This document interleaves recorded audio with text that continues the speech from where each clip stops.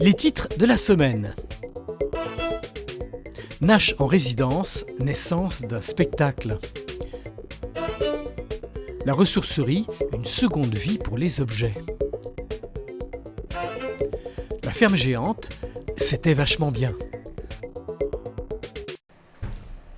Du 14 au 17 novembre, Nash était en résidence à la maison Daniel Ferry. Elle répétait sa pièce « Cellule », une création qu'elle présentera samedi 3 décembre dans le cadre des premières scènes hip-hop. Cet effet-là, tu sais, je te disais, noir et apparaître. Et ça, on pourra jouer, on trouvera. Nash est une danseuse de crump. La jeune femme a découvert cette discipline en Australie avec le film de David Lachapelle, Rise.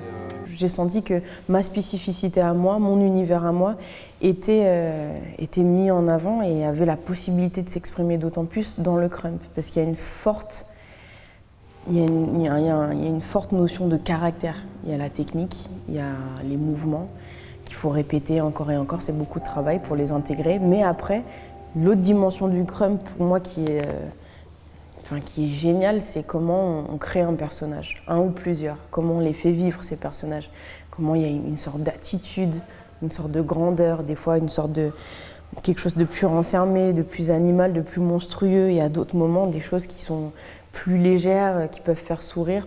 Et finalement dans la pièce que je monte, Cellule, ce solo, voilà, je suis encore ailleurs, j'ai mis l'accent sur ce qui était pour moi le plus important dans le crump, ce personnage-là.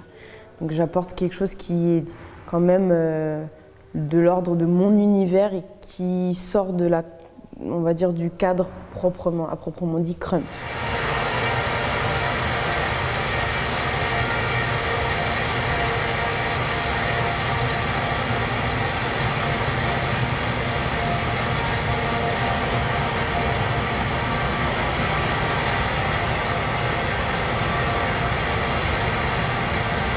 Et ça a été super important cette rencontre avec les crumpers parce que sans ça, je pense pas que j'aurais été là où je suis aujourd'hui, même en tant que femme.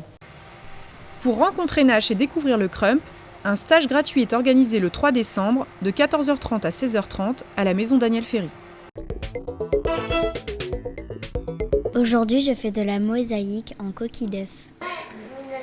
Celle-là aussi. La même chose en France. Oui, oui. Tu vois, et puis tu peux les tourner comme ça pour qu'elles soient les unes après les autres. J'aime beaucoup la mosaïque et j'aime beaucoup les choses artistiques. Bon alors, et comment ça se passe pour le moment ? Ça va, je m'en sors pas trop mal à part plein de colle partout. La ressourcerie, ce n'est pas qu'une simple boutique où l'on fait de bonnes affaires, mais c'est aussi un espace dédié au do-it-yourself, autrement dit, à des ateliers créatifs. On en a aujourd'hui à peu près une dizaine. Donc on a des ateliers spécifiques sur l'origami avec des livres, avec de la mosaïque, avec du carton, fabriquer des meubles en carton. Il y a également des ateliers de fabrication de cuir à partir de cuir recyclé justement d'entreprises qui jettent leur cuir et qui sont ainsi recyclés. Il y a aussi des sacs, des fabrications de sacs à partir de t-shirts, voilà. Ici, on récupère de tout, on détourne dans tous les sens et on crée tout ce qu'on veut. Qui est-ce qui anime ces ateliers et la matière première, vous la trouvez où ? En fait, on a deux types d'animation. On a les bénévoles donc, qui le font pour la ressourcerie et on a aussi des partenaires qui, eux, le font de façon entrepreneuriale. Et la matière première, donc, quand ce sont nos bénévoles, évidemment, c'est la matière première de ce qu'on trouve ici. Qu'est-ce qu'on fait comme couleur maintenant, Laurette ? On va prendre ça, le petit couvercle d'abord. Vert clair. C'est ouvert aux personnes de 7 à 77 ans. Donc certains ateliers sont plus composés pour les enfants à partir de 7 ans. L'atelier bijoux, par exemple, plus pour les adultes. Les ateliers carton, on fait aussi des ateliers de tapisserie. Donc là, évidemment, on a différents niveaux. Dans tous les cas, tout le monde est le bienvenu pour que ce soit les personnes habitant à Nanterre ou les environs. Donc ce sont des ateliers ouverts à tous. La ferme géante, c'est très cool parce qu'il y a des animaux.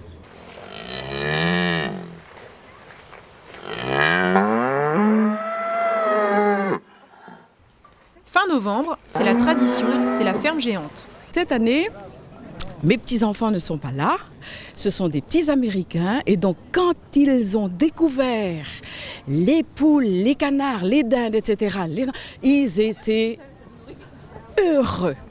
Pendant 2 jours, cochons, vaches, poules, canards, chèvres s'installent dans le centre-ville. Les fermiers sont présents sur place et s'assurent que tout se passe bien pour les animaux. Chaque animal a une nourriture bien différente, chaque espèce d'animal, pardon. Ils sont nourris quand dans la journée ?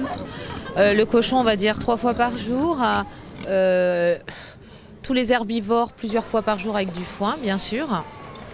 Et puis les volailles ont tout ce qu'il faut à disposition toute la journée. Voilà. Et ils dorment là, les animaux ? Oui, c'est mieux que dans les camions, entre nous. Ils sont moins serrés, plus d'espace.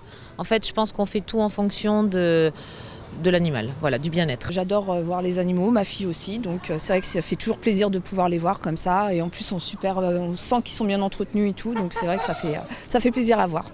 Et vous venez régulièrement ? Chaque année, à part l'année dernière où ça avait été annulé, mais sinon, chaque année, je viens. Je vois des animaux aussi et je découvre des aliments.